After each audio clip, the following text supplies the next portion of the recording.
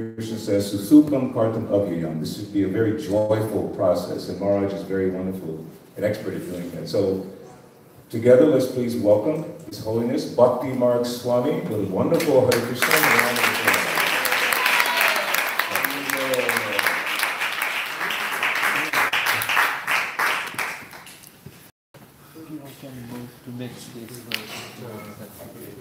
Yes.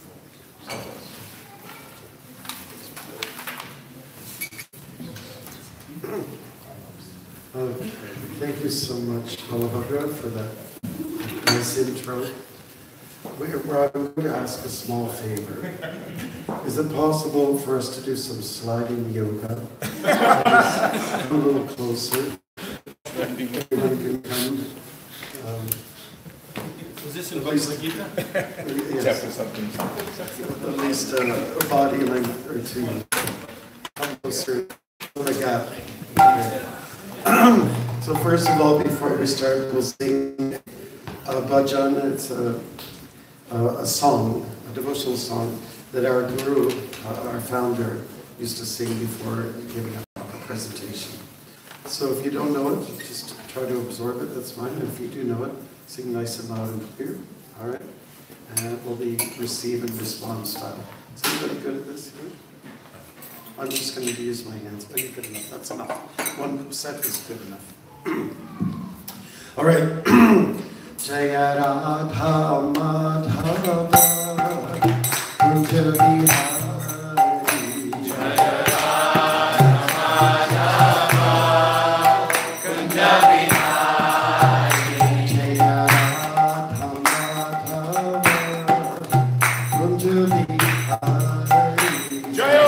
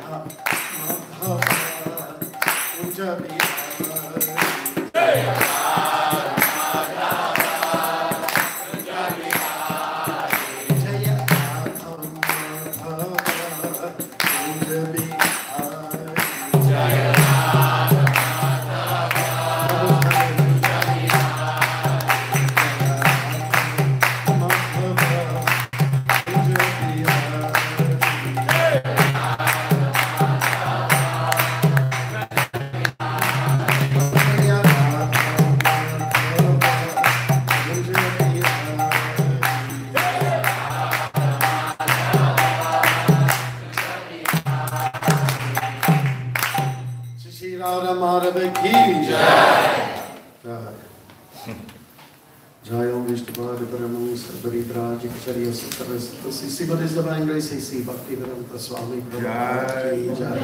Srimad Bhagavad Gita ki Samavela Bhakta ki. All glories to the assembled devotees. Glories to the assembled devotees. Glories to the assembled devotees. Glories to Shri Guru Shri Gaura.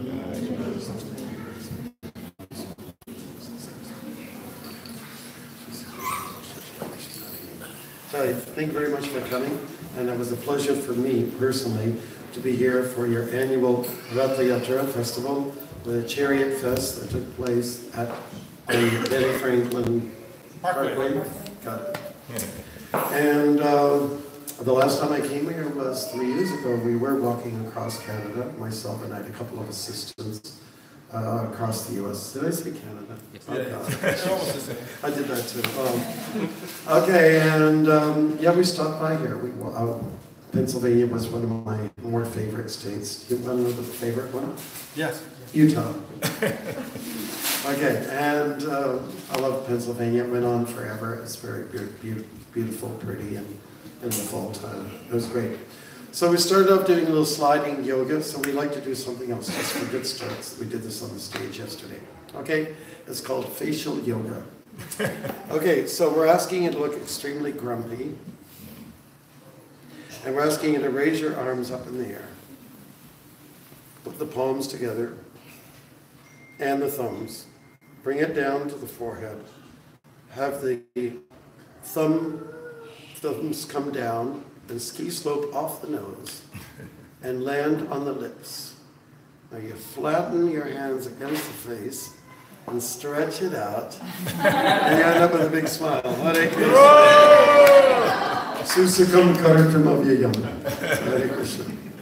Okay, so we would like to start off with another mantra. Om Jnana Tamarandasya Jnananjana Shalakaya Chakshuranimilikamina Tasmai Sri Gurave Namaha. I was born in the darkest ignorance. My spiritual master opened my eyes with a torch of knowledge. I offer my respectful obeisance unto him. So thank you very much for allowing me to address a little bit of Krishna conscious philosophy. We're going to make it a little bit introductory, and we're very happy to have some students with us today. Are you guys doing okay so far? Yes? Great. Wonderful. Okay, just for starters, our philosophy and lifestyle, tradition, is based on an ancient wisdom with roots from India. And our main text of wisdom is called Bhagavad Gita. And that translates as the Song of the Divine. It's composed of 700 verses. And we're going to hold this up here. Bhagavad Gita is what it is. And you see on the front cover is a chariot with 4 horses. And the horses are being drawn by Krishna, who's the speaker of the Gita. He represents the wise individual. And his warrior friend, his name is Arjuna. He enters into a stage of, well, I guess you could say depression. He's stressed out. Maybe that sounds familiar to some of us. And Krishna, through the 700 verses, through sort of a little bit of a Q&A session, he has this dialogue, he has this discussion with Arjuna, and tries to pick up his spirits, and he actually succeeds. The basis of Arjuna's depression is the bodily concept of life. Everything really all of our problems begin from that particular point. When I did walk across Canada, and the first major walk that I did was in '96, I got on the front page of one of the newspapers in one of the more prominent cities up north, and in the caption it said, "Swami is walking across Canada to address the big lie."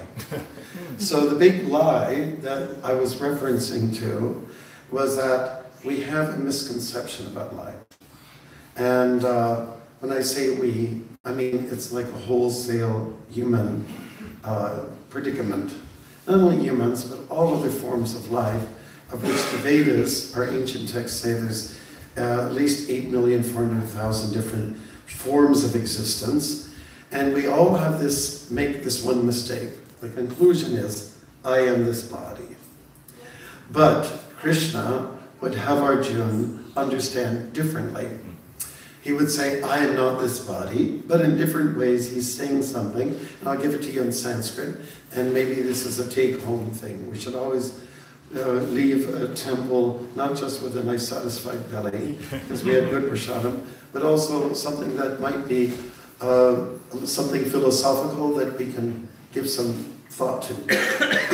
Krishna is saying in different ways, he's saying, Aham Brahmasmi, I am spirit. I'm a spirit. I'm not this physical self, but I'm a spark of life, and I have an obligation to perform.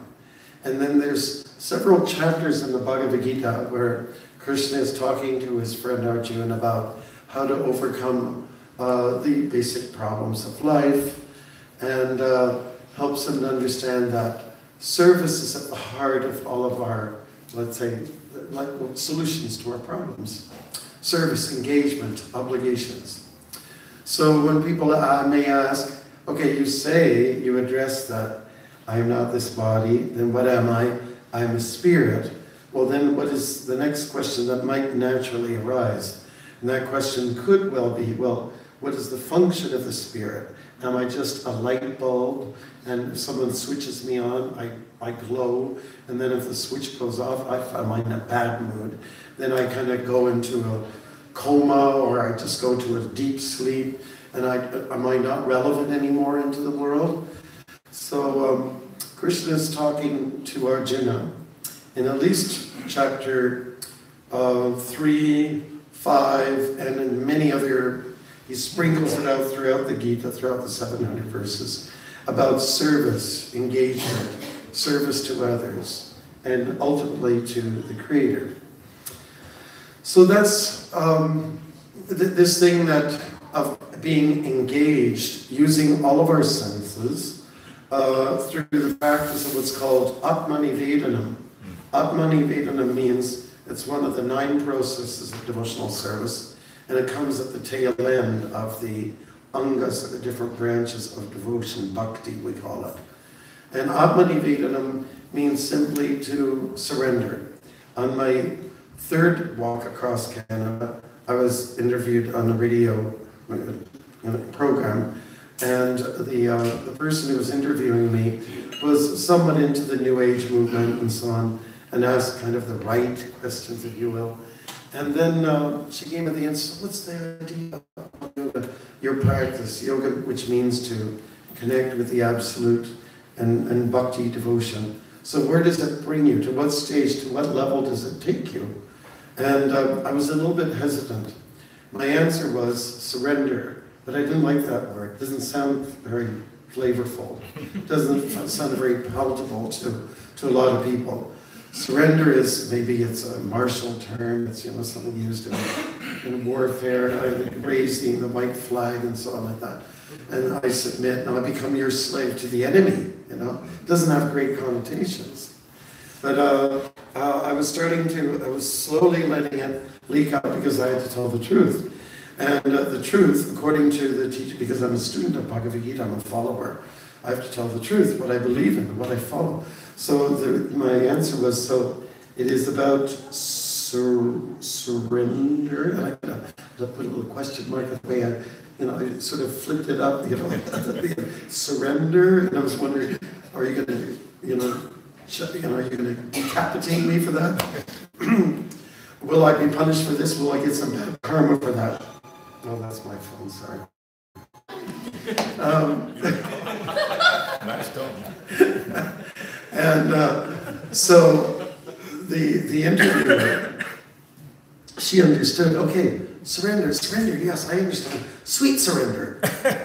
She put that adjective to it, sweet surrender. I said, yes, you got it right. Yes, thank you very much for helping me through that.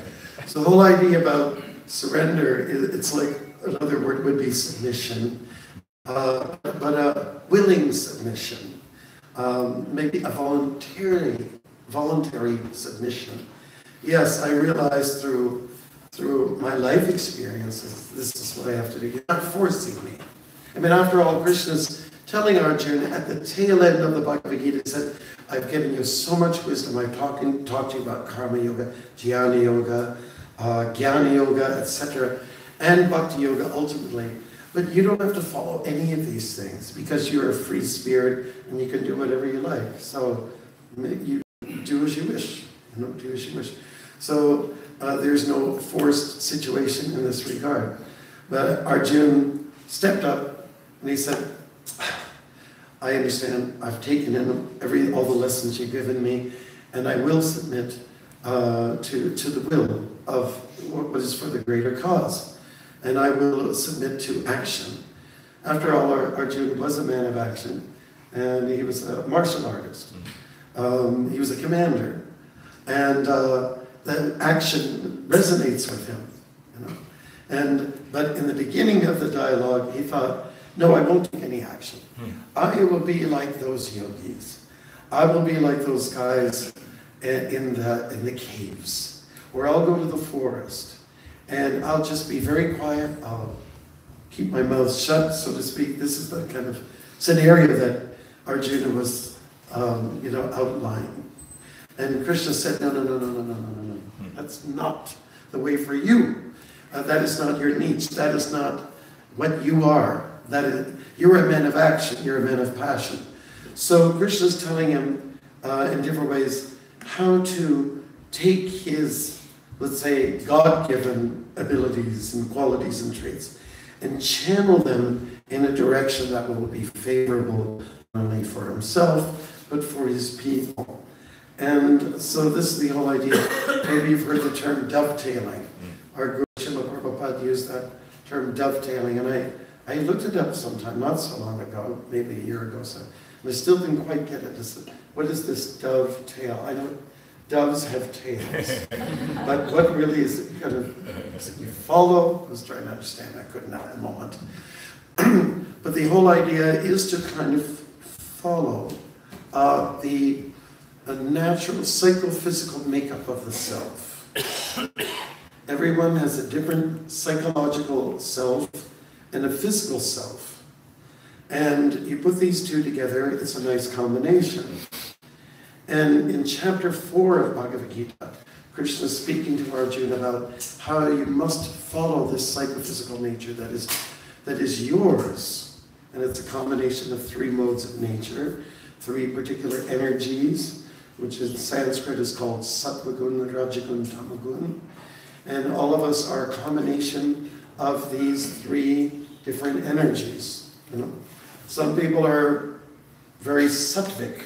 That means they're very thoughtful. They're kind of like careful and cautious about everything before they say something or do something. Is anybody in this room in that category? Do we have any thoughtful people? Okay, we got a few people who will admit to that. Okay, that's great. The other category of personality is one of rajas. Rajas means passionate.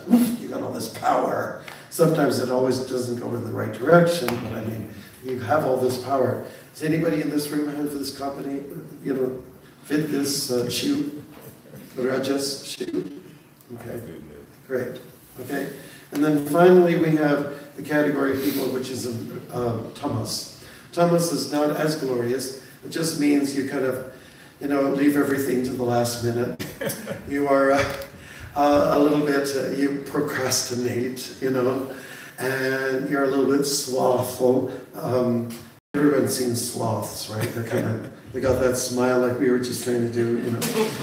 But they kind of just hang there, and they're a little bit stuck. If they come on the runway, and if one was to go across of course we don't have it in this country, but if they were to go across the Ben Franklin, and they just take their time, you know. You'd have to stop, you'd have to get out, you'd have to pick the guy up, and then hit the grass, and then you're on your own. So some of us are in that category. It could be destructive, it's some self-destructive also, that kind of thing. Some of us are in that category. Is there anybody who is on that level of being a little bit slow? Okay. Now the most fair question would be, do you feel that you're a combination of these three energies? Yes. Okay. But it is not a fact that one will dominate. One of them will be, let's say, taking the upper hand. Is that true? Yes. And maybe at different times of day. You know? It will change, it adjusts itself. So it's interesting. As a student of the Bhagavad Gita, I always found it very interesting to study the three modes of material nature, the three energies. And I've actually sat in front of, I've gone to classrooms, and I've done like a quiz with the students. This is more on the secondary school level. Said, okay, so tell me, let's go in the food categories. And their answers would be really quite right on, okay? Okay, what about a fantastic salad? With the most, let's say, nice, flowy, and rich, salad dressing dripping all over the place. What kind of food, what category would that be in? And they would say, right. And then you have food that's maybe a little bit on the spicy side, a little bit red, and it gets you a little bit perked up somewhat. Okay, that is food in the category of rajas, passion. And then you have food that might be a little bit in the category that's a little bit old, and there might have been some violence behind it, and in this process of securing it, this would be food in the category of tamas. Okay, and then we go through like weather conditions. Okay, what would you describe? I'm talking about right in Philadelphia today. What would that be? Sattvagun, Rajagun, or Tamagun? Tamagun. What else? Anybody else? It's fine Irish weather. Irish weather, yes, of course. I walked Ireland too, I got to know. You walk Ireland, your dhoti gets all wet, it's kind of like wraps around the leg, and it tears up. I've had a few experiences. I lost 3 dhotis like that. And I've been walking through the towns like this. Hello. It's very embarrassing. Okay. Anybody else have an answer for that? Did you? I didn't really have an answer. Tamagun. Tamagun? Okay, anybody else? Anybody else? Obviously, I've rejected the first answer.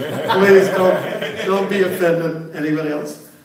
So maybe we could say passionate because we have lightning, thunder, wind, things like this. I like that answer. It's rajas. It falls down quickly. It's regenerating. It's like giving birth or giving some life. So in that regard, it would be like rajas.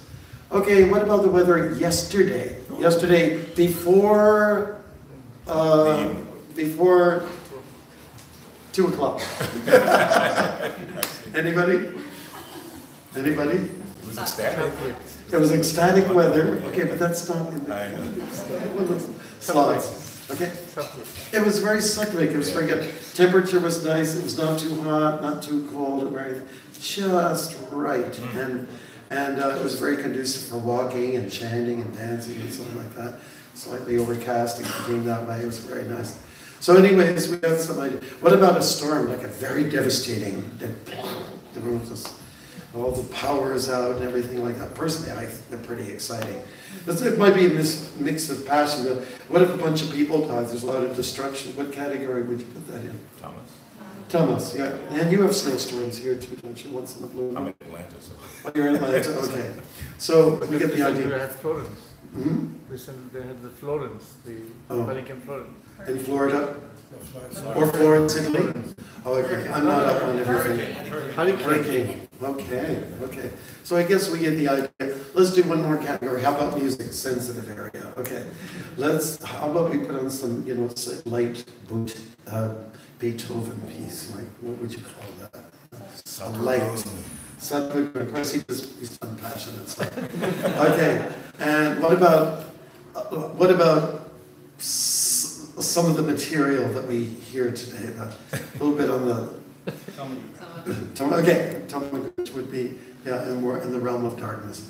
So, anyways, it's easy to it's nice to look at the world through these three lenses, the three material energies, and the reason why it's kind of nice to look at it like this, then you can make some decisions based on what I'm going to answer, what I'm going to conclude. Is it going to bring me to the stage of sattvagun, rajagun, or tamagun? Or what's the basis of, what is going to bring me to that stage? What's my processing? Should I be very quick about it? Or, of course, eventually, we will be very snappy about and very sharp about making decisions, which we sometimes, if not all the time have to do. When you're driving, the way we drive. By the way, traffic in the modern age is in which category? Rajas, very good, right. And sometimes you have to think very fast, You have to make a sudden turn, sudden stop, whatever it is. You have to be very, very sharp about it. You really have to use your buddhi, your intelligence. So these are the three, this is one of the subject matters which Krishna talks to Arjuna about in the Bhagavad Gita.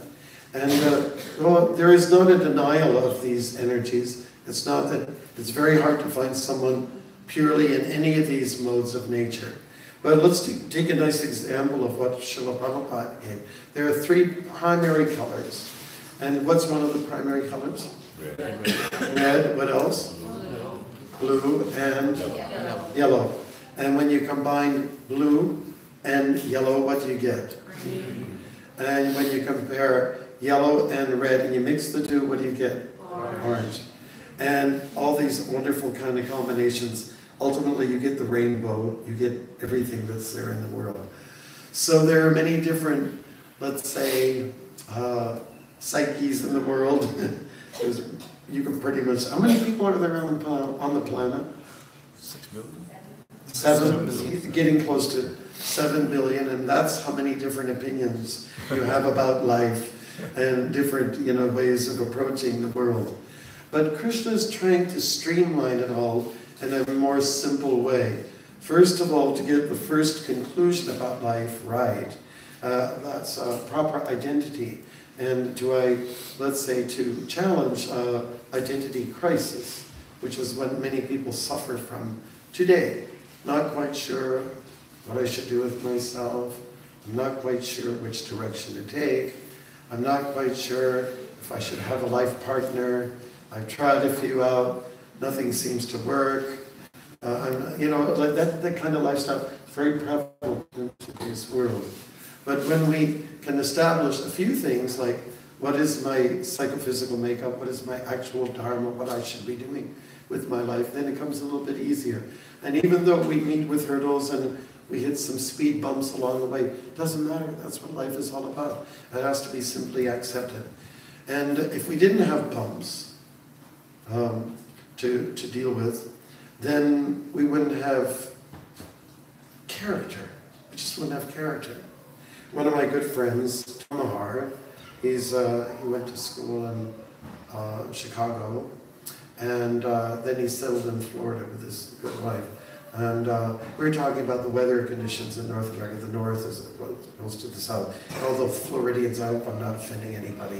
But if you have some time, if you live in Philly, and you go through the summers and the winters and so on like that, you develop some character.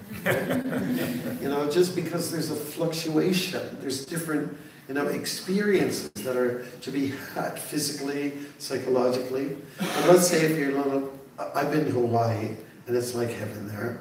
And I don't know, I liked it. I like the fact that there are billboards there, they don't allow. But the other is, I don't think I could live here all year round. I just think it's a little bit flat, even though I said that right in front of the volcano. famous volcano on the Big Island. But I mean, really, it's, you know, how, if we don't have some rough spots in life, how can we develop patience and tolerance and all those good virtues that are so much necessary to make us a whole human being? But what really makes a person whole, and what Krishna's trying to tell Arjuna, is to get to internalize. We have a lot of people that are really crazy about doing workouts.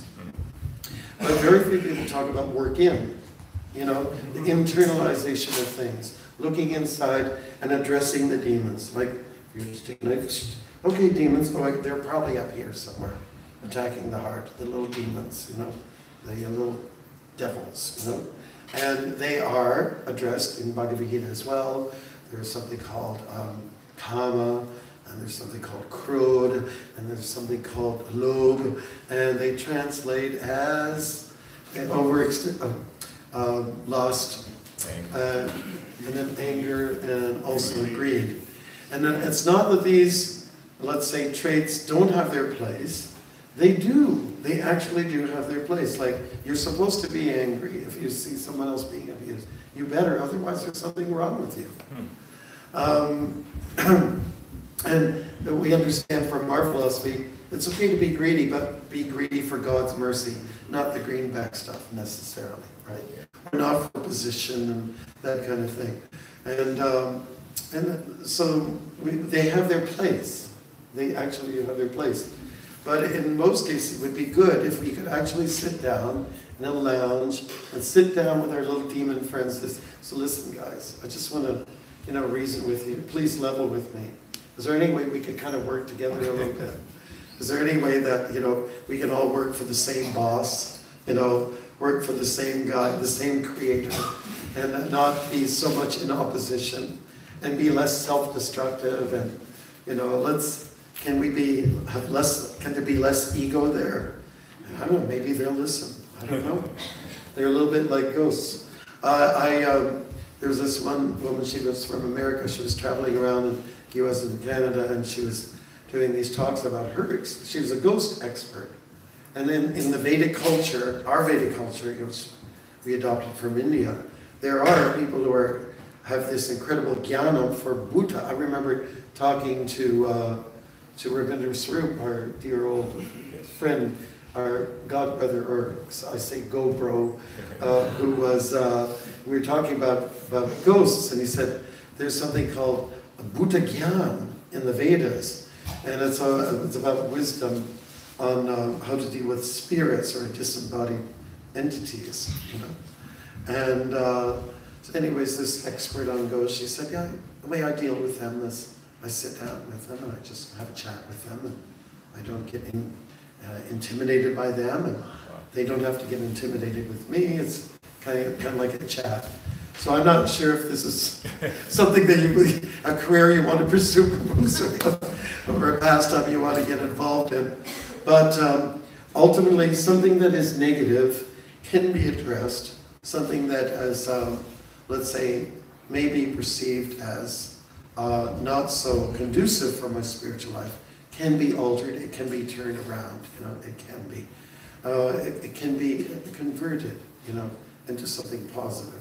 So that's the whole idea. Take a negative and go into a positive. So to be very honest with you, one of the reasons why I started walking, doing long distance walks, I was entering into a difficult period, Rahu, K2, and that means dark influences. And I thought, maybe it's time for me to do something a little different. Let me get out of my comfort zone, and let me do what Swamijis have traditionally done, just walk across vast tracts of land and visit people, say, hi, how are you? How's it going? Bonjour, if in the case of Quebec. And, just make friends. The most common question was, number one most common question is still today, is that, would you like a ride? Okay? And then I have to decline and say, no, I'm not taking any rides. I have to walk across the country. And why? What's it for? And then you open up and said, well, I'm walking to promote spiritual awareness, because we need a lot of that now. And people nowadays will say, oh yeah, we really need that right now, especially now. Okay. And the second most popular question is, are you Buddhist? And then I have a chance to say, well, I look like this monk. Maybe my name might be like we share the same language. Maybe I smell like a Buddhist. Maybe we use the same incense. And I have the same kind of food. It's all sattvic, thoughtful food. But here's where some of the differences lie. So we have a chance to talk to people and make friends with them. That's the idea. And, Krishna really extended himself in talking to Arjuna. He said, because we're friends, we're buddies from way back. And because you're a devotional type, therefore I'm telling you all that I know. So a lot of problems about life get solved if we just kind of befriend people. You make friends. You create a warm atmosphere. And also you approach life in a more devotional way. Simply with simple acts of service to other people, even total strangers. Makes life so much easier for other people. And so, well, thank you. There's at least a few angels left in the world. If you open up the door for somebody, you go out of your way. They acts of service, which can translate into little acts of bhakti or devotion. And that's where it all starts from. Doing things for others and thinking a little less about yourself. It has to be much more about we. What is good for us together as a unit, as a community, instead of me. What you do is just take that M and flip it upside down, and then you got W. And then it's a we, that's all. Instead of me, we. Because I am part of the, me is part of we. Right? I'm part of the collective group. I'm part of the community. I am part of this family, this universal family. Krishna then is very satisfied with Arjuna's conclusion. Arjuna feels confident, uplifted after some dialogue, after hearing various subject matters to do with yoga. Yoga meaning the way to link up with the Absolute, not necessarily doing body stretches and asanas and sitting postures. And of course, facial yoga could help a little bit, but that is all beside the point. Arjuna felt this confidence because Krishna gave sufficient time. Some of you are familiar with the Mahabharata, the great epic? Yes. Well, the Bhagavad Gita is at the core of this Mahabharata, this big epical tale. And it's smack right in the middle at a time when people are just at the edge of their seats, ready to hear about a great war, fratricidal war that's to take place. And this is the perfect time for a station break. So before I became a monk, I used to watch television, like we were the TV kids, right? Most of us. And you would watch a program, and it would be like something that, oh great, it's just about, and then cut into a commercial. The only good thing about a commercial was gave you time to run to the refrigerator, pick up your favorite snack, and to go back and fill the boob tube. So, Krishna has got everyone's attention, because this is his production, the Mahabharata. And he's saying, okay, now that I have everyone's attention, because two armies are pitted against each other, and they're looking at each other, and they're quiet. And the sun has just risen up over the horizon, and that means that the conches were to be blown, and now action was to begin. But stop for a minute. Krishna's got everybody's attention. Okay, just a few words from our announcer. Okay, which is Krishna himself. And those words, the Bhagavad Gita, let's say the song of the divine, the song of the supreme, are applicable to everyone's life, because it's not a book limited to any particular geographical location on the planet. It's really for everyone. It's a universal truth. So I'm just going to quote from the back of this book, and it's from Gandhi. You've heard it before, and it's beautiful. It really is. When doubts haunt me, when disappointments stare me in the face, and I see not one ray of hope on the horizon, I turn to Bhagavad Gita, and I find a verse to comfort me, and I immediately begin to smile in the midst of overwhelming sorrow. Those who meditate on the Gita will derive fresh joy and new meanings from it every day. So I travel to South Africa every year, and I went to the Satyagraha. It's the place where Gandhi established his community. It was 100 acres, and now there's only 4 acres left. The rest has gone to the community, and it's very congested, kind of like shanty town all around it. 4 acres are still left on top of the hill. Some of the buildings that were there when he established it in the first early part of the last century are still there, and they've got photographs of everything. They've got photographs of the Bhagavad Gita, some quotes, some of the things that stirred and stimulated Gandhi. So, and of course, he was probably one of the more influential people in the 20th century. His whole approach to ahimsa, non-violence, is something that people really adored, and they never heard of it before. How could you do this? How could you fight? How could you fight this aggression with, let's say, the softness of ahimsa, non-violence? It just flabbergasted people. It did, so he's very influential. There were other people, contemporaries at the time also, were affected, but we won't go there yet. It's not a history class, like we had discussed earlier on. But these are some things to think about. There's something there in the Bhagavad Gita for everybody, and again, that's our Bible, that's our book, that's our Torah, the Quran. Everything is there for us.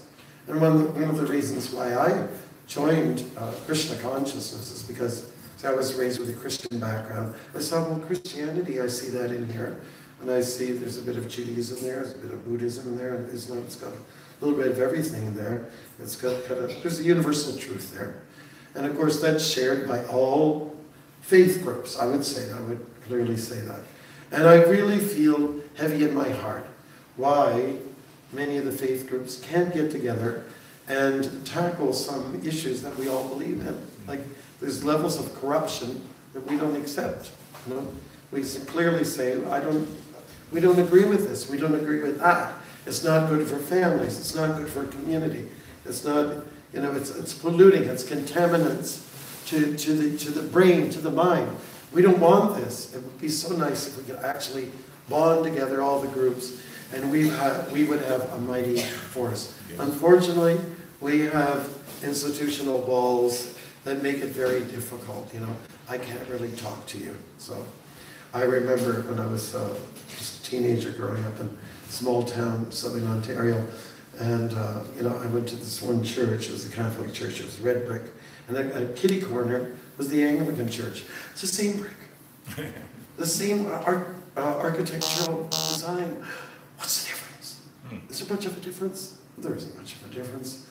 But unfortunately, people zero in on differences instead of the similarities. Instead of the oneness, we go too much on the diverse side. So wouldn't it be nice if we could just,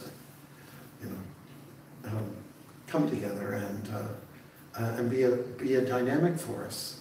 And so, under the umbrella of Bhakti, devotion to the Supreme. That would be so nice. So maybe it's wishful thinking, maybe it's just a kind of a pipe dream. Would that ever happen? The Shastras say that the age in which we live, Kali Yuga, it's a difficult time. It's a difficult time to get things done. Particularly things that are wholesome and hearty and of benefit. If you look up the word benefit, it comes from Latin. Bene refers to good, and fit comes from factum, benefactum. That's the Latin word. And factum refers to deed, so good deed. It would be good if we, it's a benefit, And benefit it's a good to be benevolent. It's a good fit for everybody. But why can't we do it? Why? Why? I ask. Give me an answer. Because we are very complicated, and we built walls and fences and made it very difficult. And so if we can kind of just sort of dwell and sit on that principle that I'm not this body, I'm a spirit, and my function or role in life is to do service to others in a very, let's say, non-partial way. In all function, in all fairness, then, you know, we'd have we'd have kind of like pretty much heaven, wouldn't we? I'm going to turn my head, I'm going to be an owl for a second. Okay, we have 5 minutes. Hare Krishna. Hare Krishna. Thank you very much so far for listening.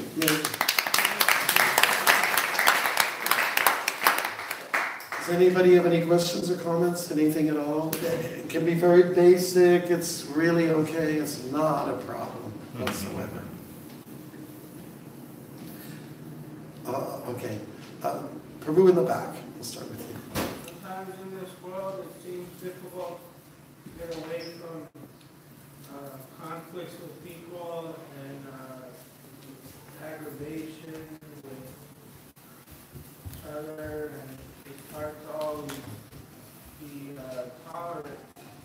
And It's hard to be tolerant because of difficulties. what's the best way to cope with having trouble getting along with others? Well, that we address that to some degree. A good level of tolerance would be good. And the great monk Chaitanya Mahaprabhu, he said that Trinadapi Sunichena Kurorapi Sahishnana Amani Namanadena Kirtani Sadari. Take a humble position. And when we take a humble position, then it's easier to understand everything. I went to one interfaith session, and there was a priest. He said, that word understand is very interesting. If you go under something and you look up, everything looks big, and you're small. Now I can understand things. I am just a little small thing. So there's less of an ego there.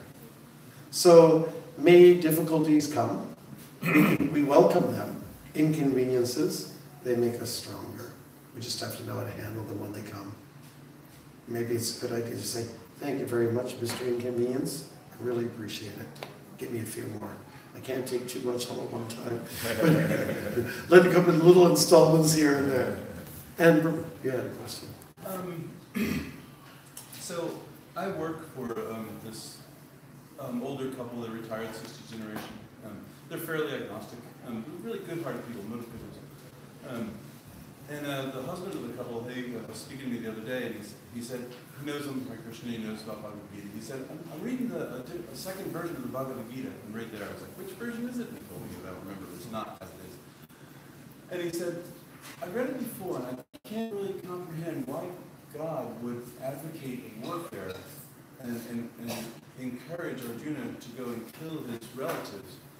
And I tried to explain to him the bodily platform, like you were saying, the fact that the eternal relationship we have with God as opposed to the temporary relationship we have with the material world. So could you, any I think for someone like your friend, it's probably best to tell them that the way we should be looking at the Bhagavad Gita is we have enemies within, and we have to start a war with those enemies. And that's very digestible for him. And then later on, he'll come to go a little deeper into the Bhagavad Gita. So really, for most people, that's what we're dealing with. Because by the way, are we at war? Maybe there is a psychological warfare in some ways, but we're not on a physical war level. What is relevant to the average American here? The average person will say, listen, I've got some weaknesses within. I've got to address it. I've got to deal with it. So we have to speak to people that's relevant to them, to where they're coming from. That's what I would talk to him about. Excellent. And I'm planning on giving him as this version tomorrow. Nino. Someone else? Do we any? Yes.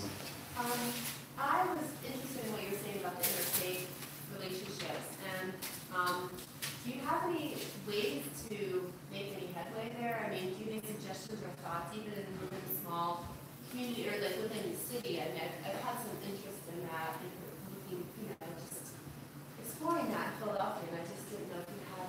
I think most cities in North America and in the world, in fact, they do have organizations that work very hard to pull the different Brahmins or pundits together, so to speak, from the different categories. I think they're quite organized, and they do make some headway. It's good. It's actually good for, religious leaders to come together and knock heads.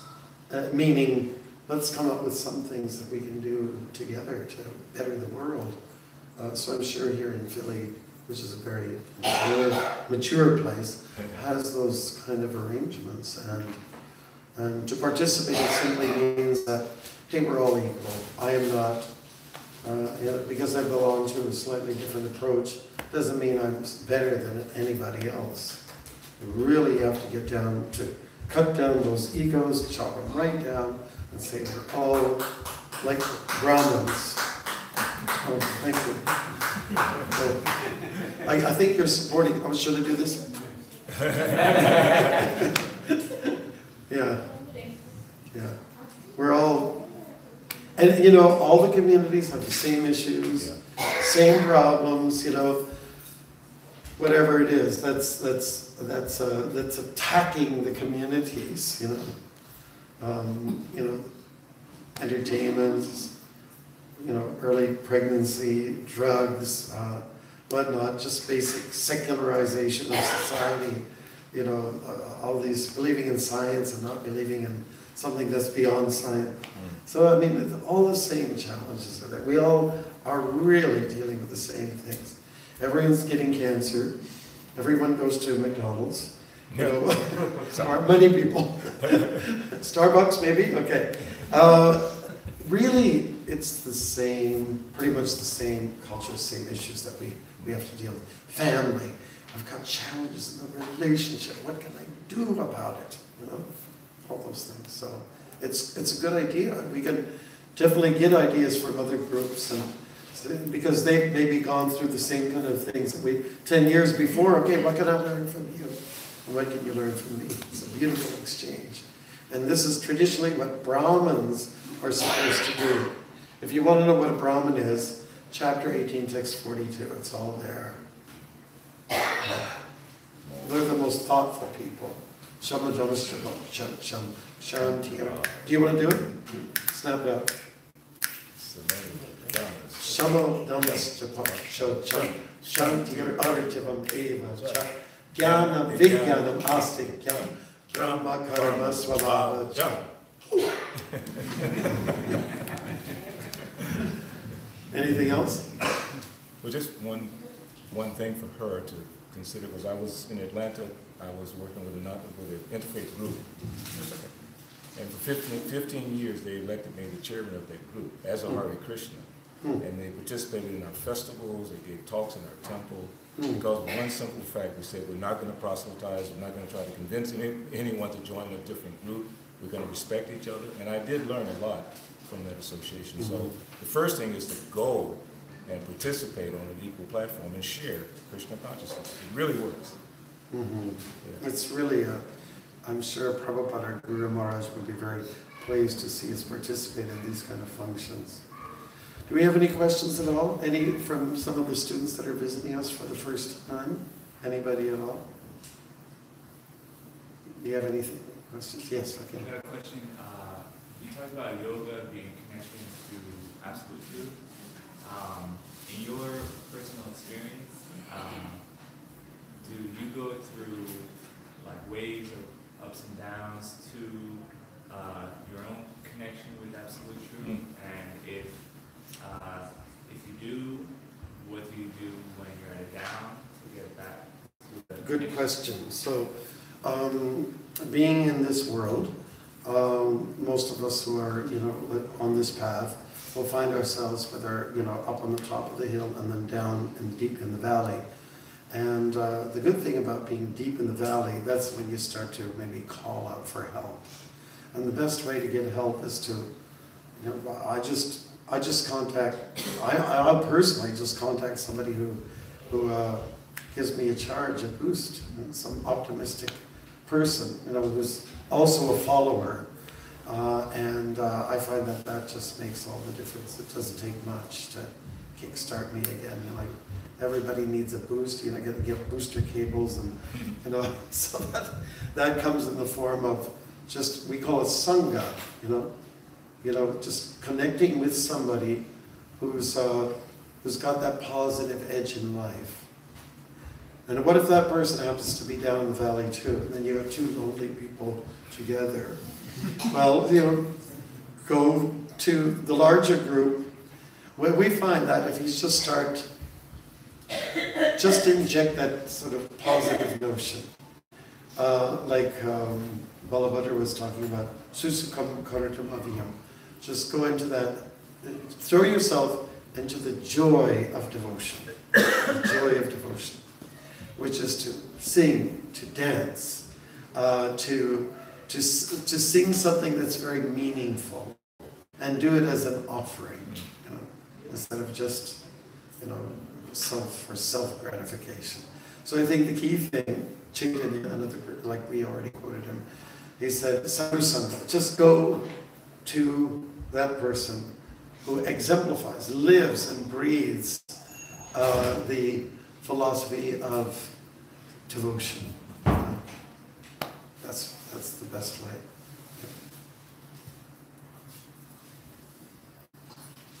Anything else? I think something's about to happen.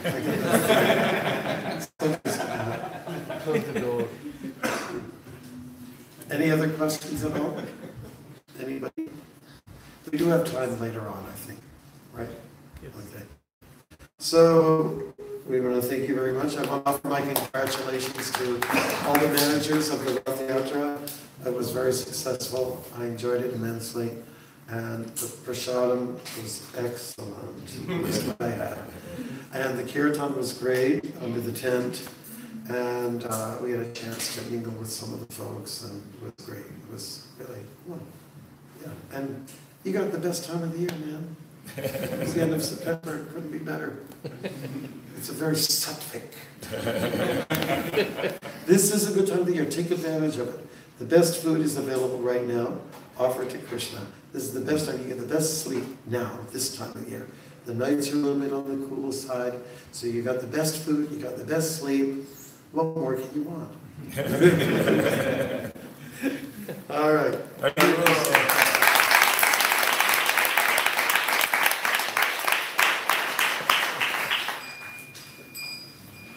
And